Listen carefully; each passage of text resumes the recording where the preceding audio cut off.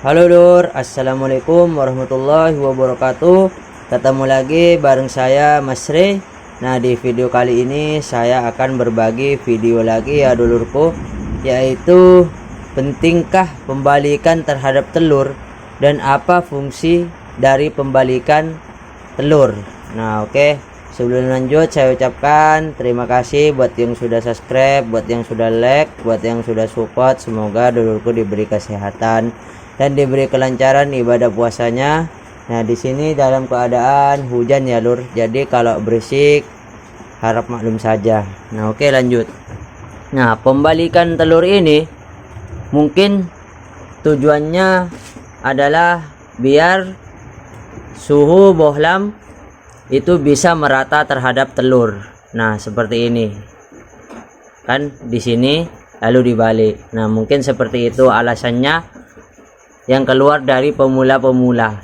Nah, juga ada sebagian mesin tetas yang tidak perlu membalik, yaitu kayak mesin statis.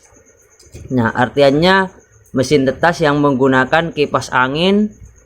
Nah, itu suhunya kan bisa rata, tapi tetap dibalik juga. Nah, artinya pembalikan telur alasannya bukan hanya semata-mata suhu yang diterima telur itu bisa merata ke semua bagian telur. Nah, bahkan juga ada yang beranggapan telur yang tidak dibalik akan tetap bisa menetas. Nah, oke, mungkin bisa menetas. Nah, di sini saya akan jelaskan kembali ya, Lur. Nah, pembalikan telur sebenarnya fungsinya adalah biar embrio itu tidak menempel di satu sisi. Nah, oke, di sini kita akan menggunakan senter sebagai logikanya ya Lur. Ini logika karena kita tidak punya peneropongan yang bisa meneropong telur ke dalam. Nah, oke, kita matikan dulu ya Lur. Nah, oke. Di sini ada embrio. Nah, yang mulanya embrio ini di usia 1 hari itu titik. Nah, sekarang sudah muncul berlaba-laba seperti ini ya Lur. Nah, tujuan pembalikan sebenarnya adalah ketika embrio ini sifatnya mengapung di kuning telur dan menempel ke dinding seperti cangkang seperti ini ya Lur. Nah, seperti ini contohnya Lur. Nah, ini contohnya. Nah, ketika embrio berposisi seperti ini, ketika telur dibalik, maka titik embrio ini akan kembali menyentuh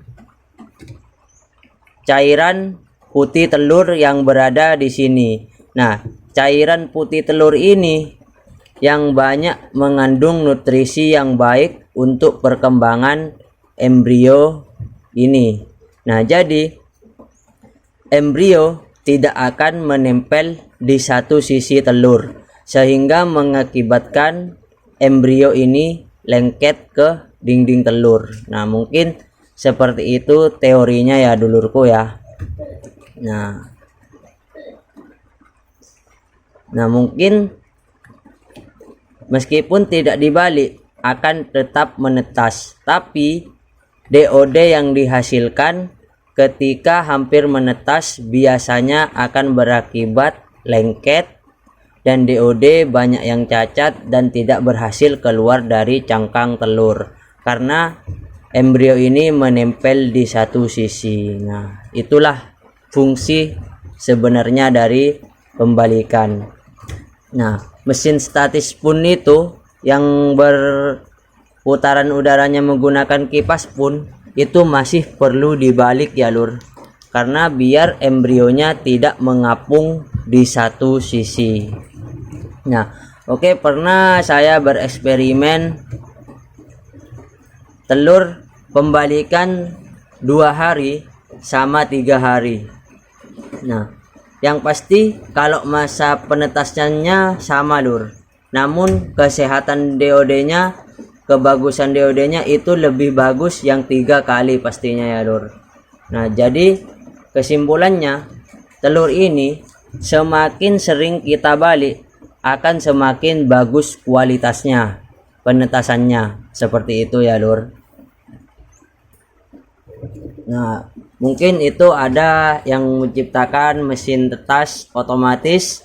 Nah, itu pasti hasilnya bagus ya lur, karena itu pembalikannya ada yang 3 jam sekali dia berputar secara otomatis. Nah, kalau kita menggunakan manual, ya kita seefisien mungkin lah untuk membaliknya.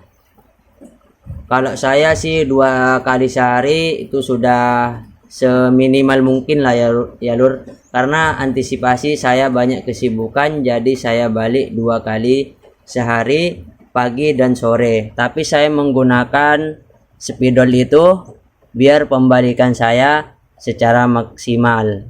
Nah, kadangkala kalau kita balik telur dengan posisi tidak ada tanda, itu tidak akan ketemu ya lur, mana yang terbalik, mana yang enggak terbalik. Nah, seperti itu. Nah, jadi kalau mau dulurku mau balik 3 kali, ya terserah, pagi, siang, dan malam. Silahkan kalau tidak ada kesibukan. Pembalikan ini sangat penting ya lur, untuk telur tetas, untuk perkembangan embrio, biar tidak menempel di satu sisi. Nah, juga ada yang berkesimpulan kapan telur ini mulai dibalik. Nah, kalau teori saya membalik telur dari usia 1 hari 24 jam setelah pensortiran. Itu saya mulai balik terus ya lur, karena sepengalaman saya kalau penetasan manual ini, kalau pembalikannya mulai hari keempat itu sudah lengket lur, tidak akan terkejar lagi.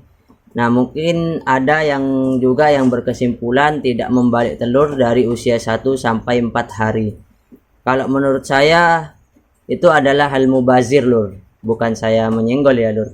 Ini maksudnya biar ada referensi lah sedikit untuk pemula. Jadi kalau tidak membalik dari usia 1 sampai 4 hari, berarti itu tidak mensortir telur di hari 1 kali 24 jam. Nah, dia mensortirnya di hari keempat. Nah, telur di hari keempat itu sudah mulai rusak. Jadi telur akan terbuang atau kurang layak untuk dikonsumsi. Jadi kalau saya 1 kali 24 jam sortir, dan telur yang saya invertil itu masih sangat layak untuk dikonsumsi sendiri atau maupun dijual dengan orang, harganya yang jelas lebih murah sedikit ya dulurku ya. Nah, mungkin juga tanpa alasan juga orang yang membalik dari usia 1 sampai 4 itu 4 hari baru dibalik, karena mungkin itu penetasannya sudah canggih atau dia membaliknya pakai mesin tetas otomatis, jadi dia akan terkejar embrionya setiap 3 kali per jam dia membaliknya, jadi dia tidak akan lengket. Mungkin teori saya seperti itu ya dulurku ya. Nah, jadi kalau manual langsung balik aja untuk bisa dikonsumsi, tidak membazir dan tidak lengket. Itu pengalaman saya. Nah, oke. Telur kapan berhenti dibalik?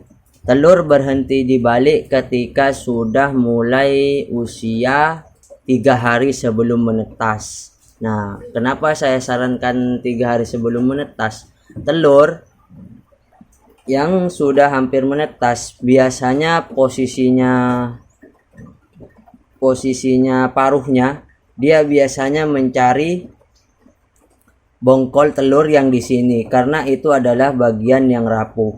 Nah, dia biasanya akan mematok itu, dan biasanya posisinya retaknya itu berada di atas seperti ini.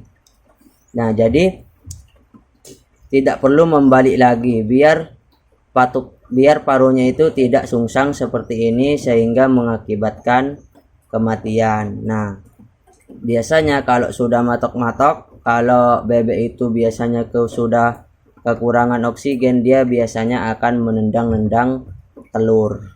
Nah, seperti itu ya.